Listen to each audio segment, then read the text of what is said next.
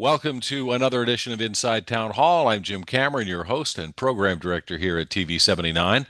And Inside Town Hall, you as a faithful viewer knows, is where we get a chance to talk to the folks that really help run town government inside Town Hall. Our guest today on the program should be a familiar face for those of you who have been in town for a while. Seth Morton is the moderator of the representative town meeting. So welcome to Inside Town Hall, Seth. Well, Jim, thanks a lot for bringing me on Channel 79. Not that I haven't appeared on 79 fairly regularly in recent years, but it's great to get a chance to talk about the representative town meeting. But let's talk a little bit about your background because Yeah. you've been on the RTM forever, but before that you did a number of other jobs elected and appointed in town. So tell us a little bit about that background and what got you involved in town government. Well, I joined the RTM in 1983 in the midst of let's say, a robust discussion with the Board of Education about closing schools and reconfiguring the school system. And I found out, and a number of others of us that are still in the RTM discovered that the RTM would be a very important place if you wanted to talk about anything that was going on in town and have a say in it. So I joined the RTM in 1983. Went on to the Finance and Budget Committee and was elected chair in 1987, and I served there as chair for about 17 years until I moved. I was asked to run for the Board of Selectmen and was on the Board of Selectmen for a couple of years before returning to the RTM. And then in 2016, I was elected moderator and have been moderator since then. What is the moderator? I mean, how do you become the moderator? What's your job? Well, after you've been around a long time, people turn to you and say, "Hey, it's your turn." Uh, but no, it's a lot of experience, having been in a lot of meetings, understanding what it takes to run a meeting. The moderator of the representative town meeting has a 1-year term every year. And the moderator is also, in addition to running the meetings in the RTM, is also the chair of the Rules Committee. And so the moderator sets the agenda of the Rules Committee, and then the Rules Committee sets the agenda of the representative town meeting. So I didn't realize this, but I did some research. The RTM first was, well, not invented, but came to Darien in 1951, and it's kind of a throwback to the old New England town meeting idea. Is that That's fair right. enough? Well, it was a way of avoiding having to pull everybody from the town into a meeting. It was a way to have representative government without without having to have 1,000 people show up for a meeting. There are in New England still, Booth Bay Harbor, for example, in Maine, still has a town meeting where every elector of the town can show up to it. That didn't work here. And so the RTM was organized. It has 100 members, 100 members from 6 districts. And the districts are balanced by electors in each district and try to have the rough balance between districts, so not one district could dominate the meeting. And you say, well, and then the moderator runs the meetings, and the Rules Committee sets the agendas. The Rules Committee also assigns committees. The RTM is divided into really 8 committees, if you count the Rules Committee. You have Finance and Budget, you have the Education Committee, Park and Rec, the Public Works, Planning, Zoning, and Housing, Town Government Structure and Administration, and Public Health and Safety, and then the rules. So everyone in the RTM is assigned to a committee. And that's really where the work is done. Everybody says, well, geez, The RTM is just a rubber stamp, and the answer is no, it's not. But the reason things go smoothly in the RTM is because of the work that is done by the committees that are assigned for various topics. They do a lot of work, and there's a lot of input put into town boards and everybody else, so that many of the issues that are involved in a given item are solved at the committee level. And then the committees report out to the RTM during the meeting about their findings. And by then, first of all, many of the members of the RTM, who are also on the committees that are reporting, uh, have had a chance to talk among each other, and generally, it avoids long, protracted debate on the floor. Doesn't mean it doesn't happen once in a while. And I'm the referee. The moderator of the RTM is the referee. We have a rule called Robert's Rules of Order, and so I have to try and keep the discourse pleasant. We're talking And with Seth Morton today on Inside Town Hall. He is the moderator of the Darien RTM.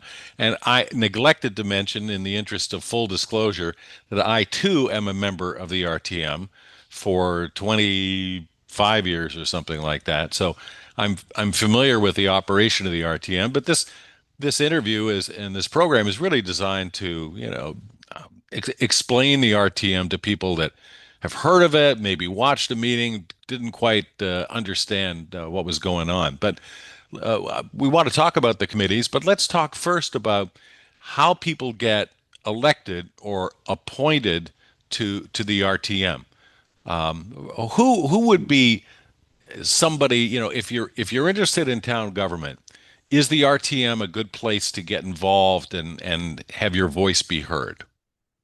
yes, it is. The RTM is a very powerful body. It sets the laws for running the town through the Code of Ordinances and the town charter. It approves all money spent in the town. You say, what do you mean? Well, it approves the town budget, and anything that's outside the town budget has to come as a separate agenda item on the RTM's agenda. So there is a lot of control. And the first time that you're on a board or somewhere and you have to bring something before the RTM to get it approved, and it involves money, trust me, you will find out that it's a very elucidating experience. You get So you how get a do view of Mother Nature. how do you get on the RTM? So you petition, you get signatures, and I think it's 25, and to get put on the ballot, turn them into the town clerk, and you can get on that way. Um, if it happens that and half of the RTM gets elected every year for a 2-year term, so the terms are staggered. Um, and if there are, let's say, after the election, there are still open spaces on a district, then the district itself can caucus and caucus someone in to fill the positions for the balance of the term. And then the person who gets caucused in can then run the following year, uh, So let's say for I'm another year, interested. for another Let's two say I'm years. interested in a real, hot button issue like the parks in Darien, maybe Great Island or something. So I want to be on the RTM, but I want to have a say in, how those kind of decisions are made. But I'm new to the RTM. I don't have any seniority. I have ideas. I have opinions. But how do I make sure I get on the Parks and Recreation Committee and don't end up in, some other committee where I'm not really interested simply because I'm new and I don't have, the experience or seniority? Well, the Rules Committee at the beginning of every year assigns people to the various committees. And that you are asked to put on a form the top three committees that you'd like to be on, ranked one, two, three. The Rules Committee tries to honor your first choice. And that comes up when the Rules Committee is debating. Each district reports how they want the people from their district to serve, what committees they want them to be on. And then the Rules Committee debates it. And they try to honor the first choice. But that does not always happen. Uh, I myself, when I returned to the RTM, put down, after I'd been on the Board of Selectmen, put down the Finance and Budget Committee as my first choice. And I was assigned by the Rules Committee to Public Works. So it doesn't always work the way you would like. But So the committees are supposed to be kind of like evenly, that's right. you're They're not going to have evenly 25 people on the education committee and four on public works or something. particularly from one district, three, maybe four at the most from one. Right. So, but that doesn't mean you don't have a say. First of all, on any item that comes before the RTM and is on the floor for debate, all the members of the body are asked to comment. And so there's always the opportunity, even if you served on Public Health and Safety Committee, but there's something from Public Works that's on the floor, you have the chance to stand up. You have the chance not only to go to a Public Works Committee meeting and discuss it, but also put your thoughts before the whole body in the RTM meeting. So it's very democratic, really. And And and what's the time commitment if I want to be on the RTM? How much time commitment am I really, asked for?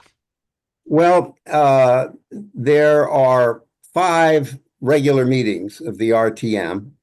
A regular meeting is published at the beginning of the year by the Rules Committee. And then there are attached to that at least five committee meetings. So if you're assigned to a committee and that committee is assigned to report out on an item to the RTM, you will have a committee meeting to discuss that and vote on it, and then have the chair of that committee report out to the RTM. So you could say worst case, 10 meetings, five for the regular RTM and five for your committee meetings. And some of the Um, committees meet more often than others, though, yes, right? they do. Yeah. Finance and budget is involved in practically anything that the Finance and Budget Committee is involved in almost anything that comes before the RTM. So they meet a lot. Hmm. Public Works, not as much.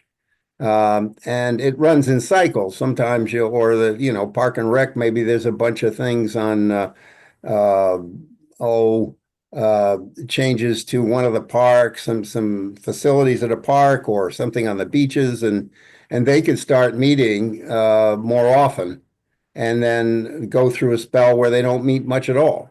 Hmm. So predicting what the time commitment is, I'm saying, well, you've got five meetings a year at least for the RTM itself, and then you sprinkle in with that, you know, maybe three or four additional meetings in committees. Hmm. Now, there are 100 members on the RTM, but there's usually a few vacancies. Why are there holes? Why is it not fully represented with 100 people from around town? Well, it may come at the end of after the vote, after the election in November. It may be that there are spaces left in some of the districts. In that case, it's up to the districts to meet and recruit players to come in, and they can vote them onto the RTM to serve out the 1 year term. Hmm. And then they can apply and be elected for a 2 year term. So in the elections, when you go to the voting place and you're reminded, hopefully, turn your ballot over Right. because the RTM is on the other side, and it'll say something like, vote for any of the nine, if nine slots, but there's only five candidates or six candidates. Why aren't more people running for the available slots on the RTM? I think perhaps lack of familiarity. And so that's where the members of the district are very important. There's probably 16 or so in a full district, and they have to meet and get the word out. They're spread out all over their district, and they know friends and neighbors, and it's a part of their job really is to go out and recruit and bring in new people. Hmm. And they do. I think at this point, where are we? We're in May now. But at this point, I believe we're at 100. We Hmm. didn't have 100 in November, but since then, all of the slots, I believe, have been filled at this point. And But there are a people lot come of and go during the season. right. If somebody gets elected and then they move out of town or whatever, and you know. But if you're a snowbird, as we would describe them, somebody who lives officially in Darien but spends, oh, maybe 4 or 5 months in the cold winter, someplace warmer, like down in Florida, um, can they be on the RTM? Yeah, if they're an elector of the town, a registered voter in the town, yes. Is it a good idea? No. Um, in order to be effective, if you join the RTM, it's because you want to be effective. And if you want to be effective, you've got to attend the meetings and keep an eye on what's going on because what you have to say is important. But you And kind of got to be in town to see what's you've got really to, and you happening. got to be in town. You got to be informed about what's going on, and Hmm. you have to dialogue with people. Uh, there's all kinds of gathering places in town that are unofficial. Most of them have to do with shopping of some sort, but you bump into your neighbors that lives next door, but you don't see all the time. But oh my goodness, here you are in a store somewhere, and you're standing next to them. And they'll grab you and they'll come over and say, Oh, if they, "You're on the RTM. What are you doing about X?" Right? yes, you can triple that when you're moderator. We're Just the talking phone. with yeah, we're talking with the moderator of the RTM, Seth Morton. This is Inside Town Hall. I'm Jim Cameron. Um, we should also mention that the RTM is nonpartisan, and what does that mean? Yeah, election to the RTM has nothing to do with your political party affiliation. And we don't allow on the floor of the RTM debate based upon political affiliation. I don't like what XYZ party is doing. I, as the referee, will then step in and say, stop. That's not allowed. You can debate any topic that's on the floor to be talked about, but introducing political parties into the whole discussion is not allowed. It's not efficient. That's really not what we're there for, Hmm. and it is unlike Congress in that sense. So you don't even need to be registered as a party member. You could be unaffiliated Correct. and still serve on the RTM. Yeah, as long as you're a registered voter, then. Right. Now, last year, I believe there were 20 people on the RTM who dropped out, didn't run again, and the Rules Committee was curious as to why these people, some of whom had been on the RTM for a while, no longer wanted to participate. And I think you did a study. What did you find was why people were dropping out and leaving the RTM? Um, yeah, I'd like to say that it was very focused and it was all over the lot. It was just about what you'd expect in a town of diverse people doing diverse things, going every which way. Some came on and didn't realize what the time commitment was. Sometimes their jobs change, their travel schedules change. I mean, I can go on at length about the number of reasons. Um, I must tell you that as the moderator, what I do is I watch attendance and I call district chairs and say, look, we need to have a substantial number of people in these meetings, and you've got to get out and call the people in your district who are not there consistently and talk to them about whether or not this is for them, or is there just something getting in the way and they can't do it, so that they could drop out and we could find people who can make the commitment to do it. But And they want to. attendance is taken, and every time you're at a meeting and you vote, how you vote, yes or no on a particular issue, that's also recorded. And, people can look at the attendance records of incumbents, for example, and say, Bob over here, he only went to half of the meetings and he wants to get reelected. Right.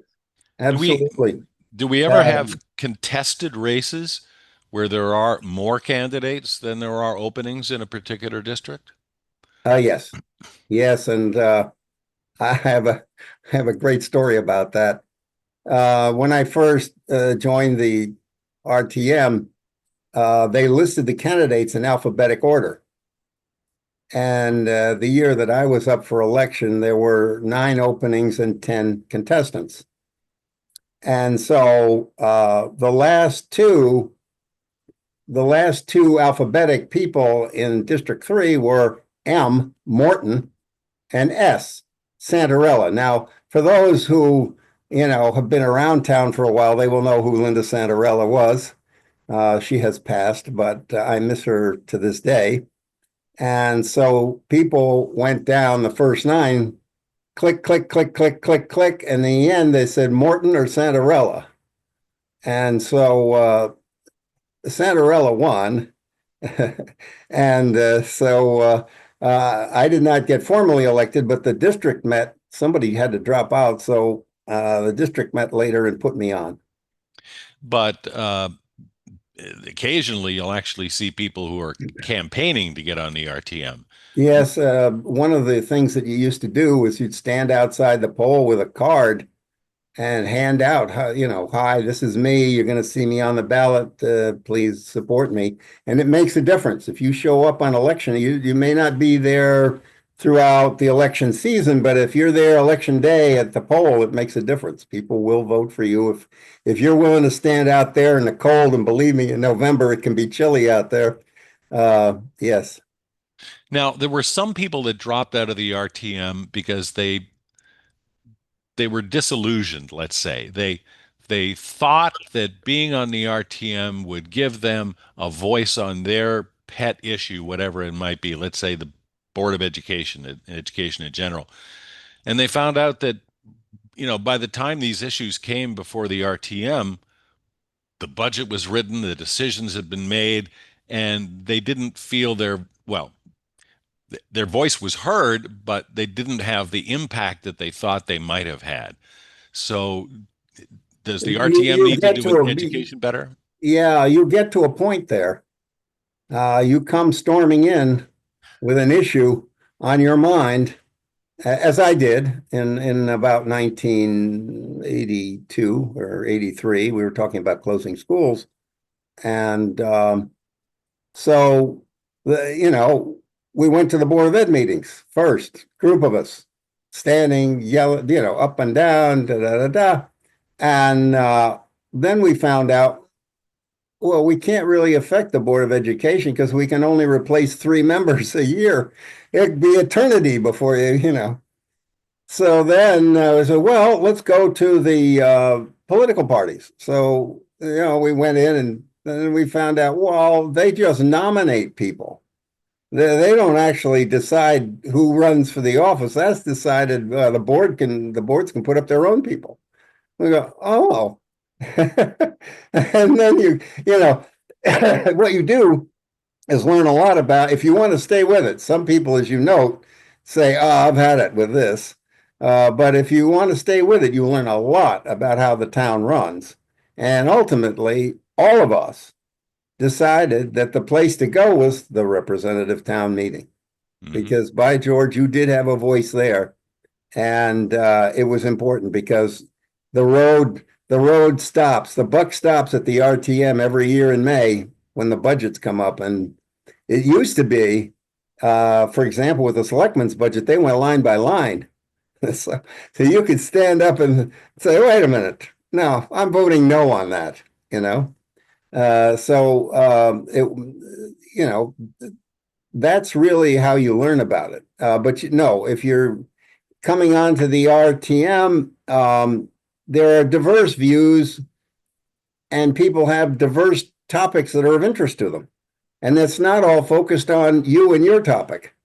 So yes, it can be if you think you're just going to go in and join the RTM and Change the world. change the world, it's not going to happen. But you will have an impact if you get in and become part of a committee and attend the meetings and make your voice heard. It will make a difference. Great. Uh, what else should we know about the RTM that I haven't asked you about? Well, just I guess I said that the representative town meeting sets the laws, approves all the money that's spent, and looks after the way that the laws are written. The laws have to be changed from time to time because what was great for 1951 is not doesn't work right now. We went through the rules committee drives that, Right. and then that is the investigation and the suggested changes, if any, go to the town government structure and administration committee. And I hate to say this, but there are a number of lawyers on that committee. So they do a great job. The work Right. that's done there is extensive, and when they come up with something, it's pretty good. You know, And we mentioned, but we haven't really discussed the town charter. Yeah, what is the town charter and how does this help govern the operation of town government? well, the town charter essentially spells out the rules of how everything runs. And in order to change that, it takes a two-thirds vote of the RTM, and it's a big deal.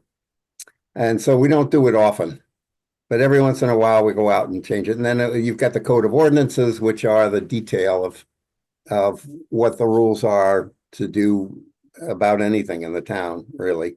And then Appendix B famously discusses and determines how the RTM itself is run. And the town charter for Darien is different than the town charter for New Canaan might be, or is different than the town charter for Stamford. Oh, Uh, yes. we jealously guard our town charter for what reasons? Well, because that's what determines how you run your town. And it's very important. And towns are different. New Canaan is not the same as Darien. We have beaches. We have, you know, it's a different environment. Westport is different. Weston is there. They're all different towns, so they have their own charters, and it gets specific on how those towns run, and that's very important. Um, and then the review process, periodically reviewing them to make sure that what the charter says is actually the way you want to run. We Hmm. we just did a review in the rules committee, and we said, well, wait a minute. There's a number of things that it says we're supposed to do here in the charter, and we haven't done those in years, you know. And so we revised the charter periodically and the code of ordinances. During COVID, the RTM kept operating. Uh, we had to approve a budget. We had to take care of business as much as we could. And we did it all using this technology of Zoom. But there are some committees that meet on Zoom or virtually or in a hybrid situation, but not the full RTM itself. And I think you have strong opinions on why it's more important to meet in person. What would that be?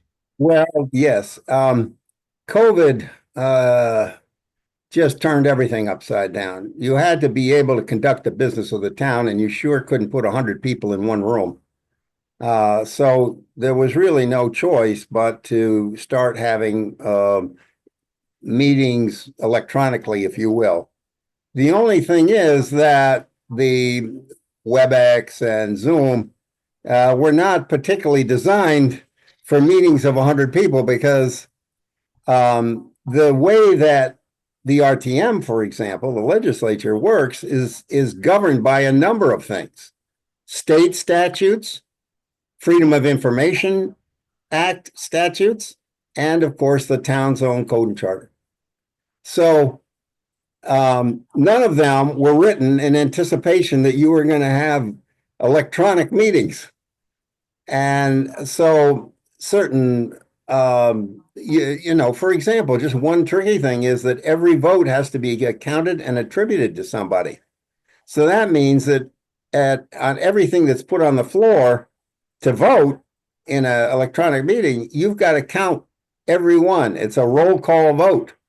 And trying to record that and keep track of that was very difficult, and still is. We still don't have. We can conduct small meetings now electronically, and many do. The Rules Committee meets from time to time. I like to have. I'm the moderator. I like to have face-to-face meetings for the Rules Committee because what we talk about is very important. We're talking about setting the agenda for the RTM and other issues. So, But you actually you think that meetings should involve discussion and debate, and that's kind of hard to do on Zoom. absolutely, yeah. It isn't really good.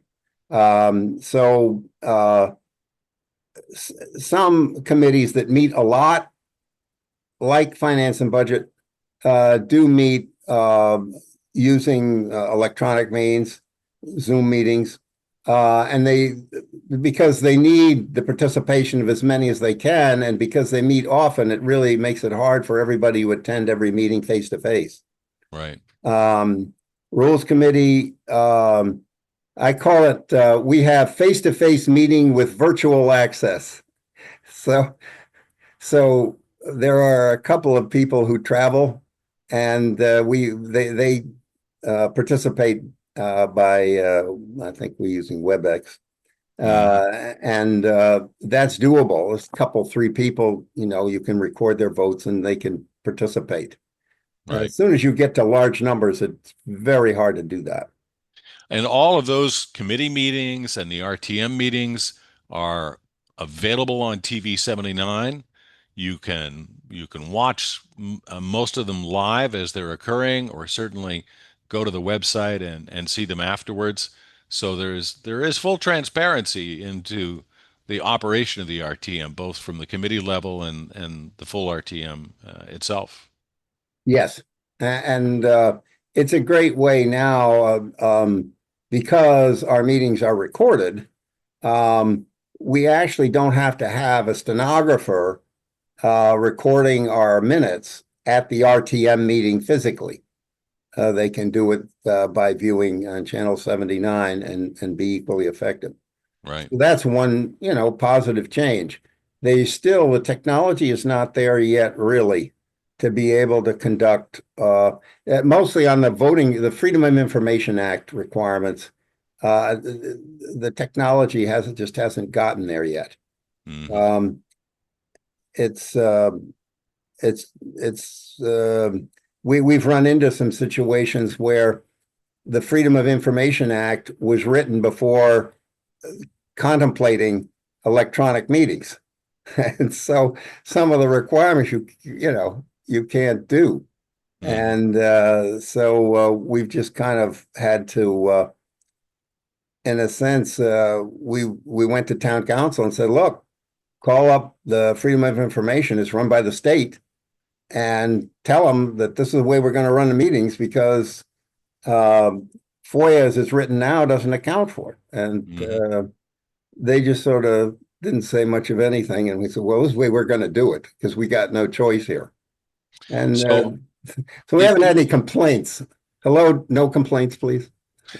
so if you're watching this program, and our guest is Seth Morton, who is the moderator of the RTM, and you're curious about the RTM and you want to know how it operates, just go to the TV 79 website and look up a committee meeting and watch, the process that is involved there, or tune in live and watch the full RTM meeting in all of its legislative glory. It's true. We do. There is order. There is order We, for we have sure. a we have an agenda. We do follow Robert's Rules of Order, uh, even as vague as they may be from time to time.